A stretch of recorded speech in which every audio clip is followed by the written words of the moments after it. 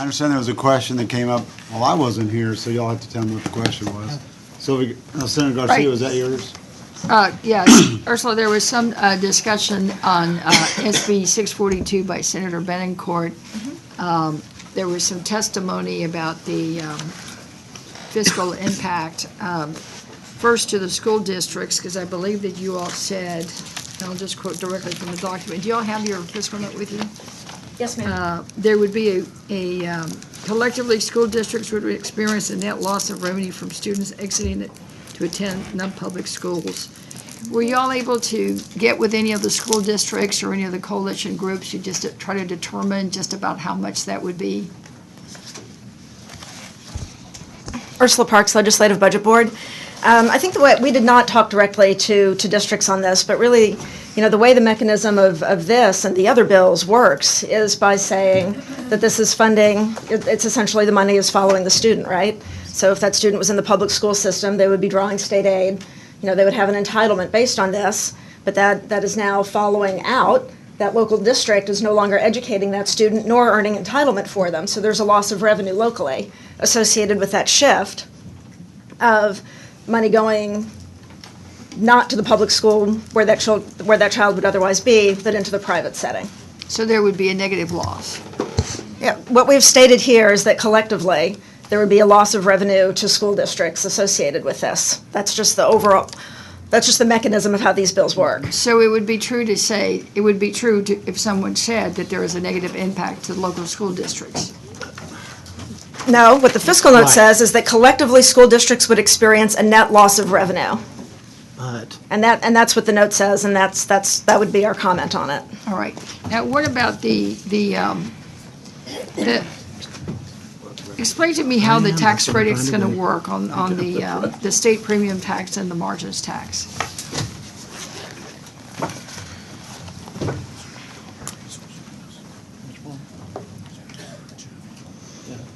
So you're talking about just the mechanism for the tax credit? Correct. Okay, just give us a second. Sure. Take your time, get a glass of water, take a deep breath, but no stretch breaks because we haven't gotten any. You want to take a crack at it? John McCady, LBB. So these educational assistance organizations will need to be certified.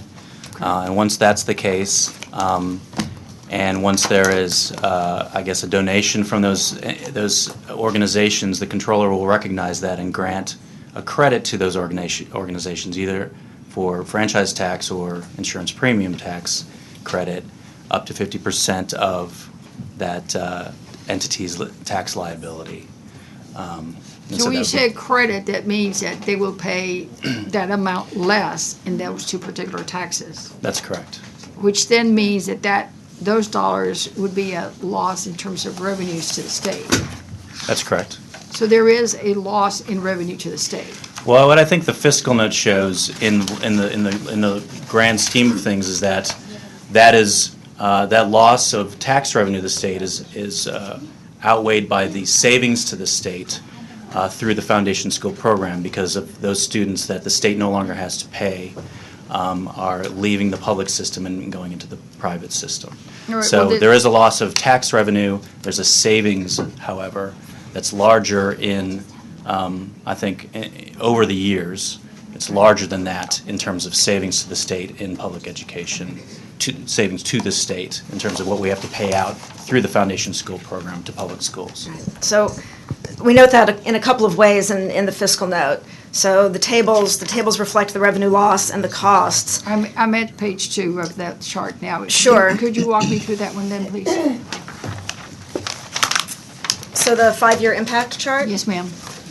So at the top of page 2, there are the tables that we present on these. You'll see a cost from the foundation, a savings/cost from the FSP. Those numbers are positive, so that's a savings, a cost reduction, starting with $98 million in 2017. There is a revenue loss from GR in the second year that's associated with the insurance premium tax, which is one of the ways that the credit can be earned under the bill. A loss from the Foundation School Fund 193, which is associated with, it's a portion of a tax credit that would otherwise be deposited to the Foundation School Fund, sorry. And finally, a loss from the Property Tax Relief Fund is that bottom box. One thing that is important to note here is that the Property Tax Relief Fund is not general revenue, it's another fund. But the way the current system works, if there is a reduction in the Property Tax Relief Fund, then general revenue would make that up, and that offset is noted, that would need to happen. So if you were looking at the total effect in terms of GR, you would probably want to net out those amounts. So what would the bottom line be? Well, the effect of the bill is a positive effect of $80 million through the biennium ending August 31, 2017. There is, though, also a loss from the Property Tax Relief Fund in that same year, In what amount? $80 million. Okay. Now, those amounts do shift pretty significantly over time. In the out years, the savings increases, while at a greater rate than the amount from the PTRF. Right, and if I could add something, on the first table, you'll note that there's sort of a bulge in the savings, the state savings in fiscal 18, and that's really due to the way we pay school districts through the Foundation School Program, which is based on an estimate of their average daily attendance.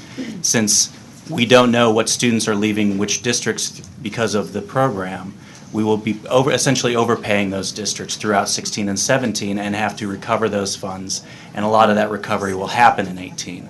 So that's why you see some of the savings that from the bill kind of pushed into that fiscal 18. So how will the school districts, and I know obviously the bill hasn't passed, it's not been implemented, but how will the school districts then either make adjustments either way depending on the pupil loss or the estimated growth rate difference? You understand the question? I think so. Well, I think it's Yeah. a matter of how public school districts, what their capacity is to react to a loss of students, when students leave or fewer students show up than they expect. And I think, honestly, that's a district by district and campus by campus issue that they have to face. And I think there's things that they can do. They can absorb a certain amount of losses of students until it comes a time where it's a critical threshold, and then they have to start thinking about, going down classrooms and maybe rearranging their administrative operations to account for their smaller student body. All right, thank you. Thank you, Mr. Chairman. Senator Badcourt? Right, so to Senator Garcia's point, to that one statement, revenue implications would vary. Obviously, it'd probably be a little bit more expansive if we talked about the fact that that's balanced by a greater reduction in spending, as the districts would have no responsibility for educating the children who are using the private school scholarship or the tax credit scholarship. True? Yes, both of those things are happening. The student is no longer attending that district requiring educational services, and the money goes with them. I think the point that John was making, I think, is a good one. Sure. Which is that at some point there's an economy of scale that kicks in. Right. And so I think that's the point that we're just trying to make there. If I could suggest, if y'all could add that would probably be good, so we don't necessarily repeat the same argument again. Because obviously there's a revenue implication, but there's an even greater expense side of this. And because it's important for everybody to understand, members, that there is a net positive impact on this bill, and the fiscal note is indeed correct in that regards. And you're right, John. Obviously, at some point in time, we're estimating a 2% participation. At least that's our WAG. Okay, the number, because there's only $100 million in it, the program, and that probably holds that down to that point. And you're right, in the out years, you'll have some other additional shifting. But again, the overall effect is a positive fiscal note, not negative. You all agree? The fiscal implication to the state is certainly Yes, positive. That's great. Thank you. But not necessarily to the locals. Well, I think that just is a recap of the whole discussion. There's a loss of revenue and students. Require a reaction or Yes. answer to saying that it, but we don't know what it does to the law. Well, but we can, and I want y'all to look at this estimated cost, and go through the estimated potential retained local revenue, based on a 2% participation rate in these districts. I'll give you one of these worksheets, because again, if the overall average is positive, you could have specific areas that, of course, would be less, depending upon your mix, but you have to stay, on, the only way the mathematics of this works is if it stays on an overall positive number, especially gain for the state. Based on that whole questioning back and forth, do you take into account the growth in the number of students we're having as a state? We're adding 80,000 students. That's assumed in our current law model, and so all of this is, it is a comparison off of that, so it's it's implicit in the analysis. Because that could, in fact, lessen the positive and also lessen the negative for the local if they're adding more students and they're leaving for the whatever option we give them. Sure, that's one of the ways in which it's, highly variable locally. Okay. Thank you. Members, are there any other questions for LBB? Thank you for being here. All right, thank you.